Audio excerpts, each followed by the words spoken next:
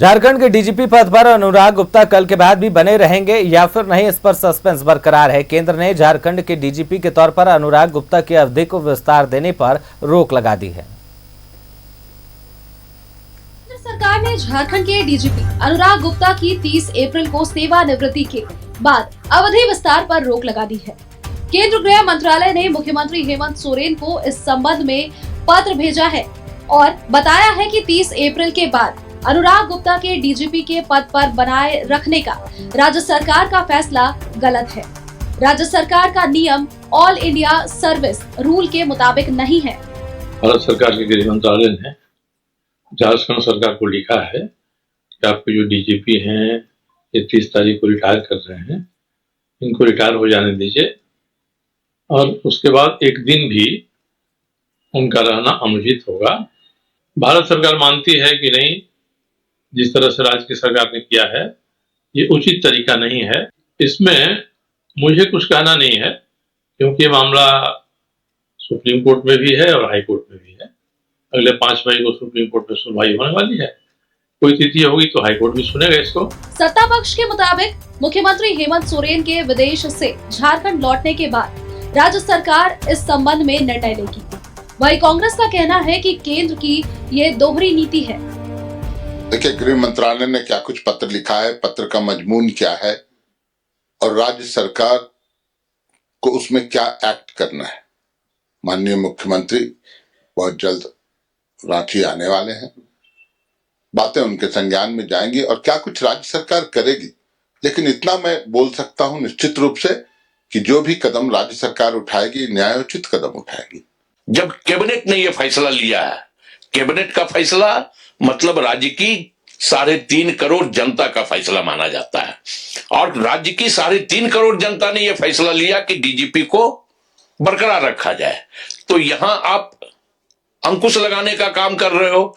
ये तो साफ है कि कैसे संघीय ढांचा प्रणाली पर कुठाराघात भारतीय जनता पार्टी की नीति केंद्र की सरकार कर रही है। झारखंड बीजेपी ने डीजीपी नियुक्ति प्रक्रिया पर पहले ही सवाल उठाया था। अब बीजेपी का कहना है कि आईएएस आईपीएस की नियुक्ति केंद्र के अधीन होती है, लेकिन राज्य सरकार ने इसे अपने अधिकार में लेकर किया। ये संवैधानिक पद है, चाहे डीजीपी का पद है, ये यूपीएससी की गाइडलाइन के अनुसार चलता है और जो नियम है, जो भी सेंट्रल यूपीएससी का रूल है, उसको स्टेट गवर्नमेंट को फॉलो करना है। स्टेट गवर्नमेंट को फॉलो करने के लिए चिट्ठी आया है और उसमें नियमानुकूल आवश्यक कार्रवाई करने के लिए निर्देश दिया गया है। अब इसमें मुख्यमंत्री जी को संज्ञान में लेना है कि ये किस नियम के तहत और कैसे इनको एक्सटेंशन दिया जा सकता है, कैसे ये किया जा सकता है। लेकिन कोई भी पद जो आईपीएस होते हैं, आईएएस होते हैं, ये गाइडलाइन यूपीएससी का फॉलो किया जाता है। झारखंड सरकार ने 2 फरवरी 2025 को अधिसूचना जारी कर अनुराग गुप्ता को 2 वर्ष के कार्यकाल के लिए राज्य का नियमित पुलिस महानिदेशक नियुक्त किया था। इसके लिए नियमावली में संशोधन कर कैबिनेट से भी पारित कराया गया था। राज्य सरकार द्वारा एक नाम निर्देशन समिति का गठन किया जाएगा, जिसकी अध्यक्षता उच्च न्यायालय के सेवानिवृत्त न्यायाधीश की होगी और अन्य सदस्य होंगे। समिति का नाम नहीं, ये नियमावली का, नियुक्ति नियमावली का गठन किया गया है, चयन एवं नियुक्ति नियमावली का। और इसकी जो प्रक्रिया रहेगी उसके तहत जो है नाम निर्देशन समिति का गठन होगा।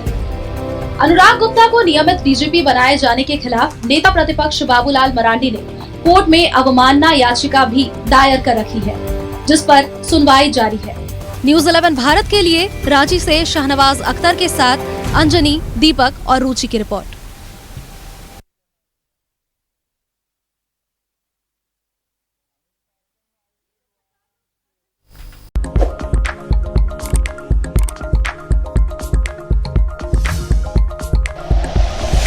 Like and share videos, subscribe करें हमारा चैनल और प्रेस करें बेल आइकॉन। न्यूज़ 11 भारत, सच है तो दिखेगा।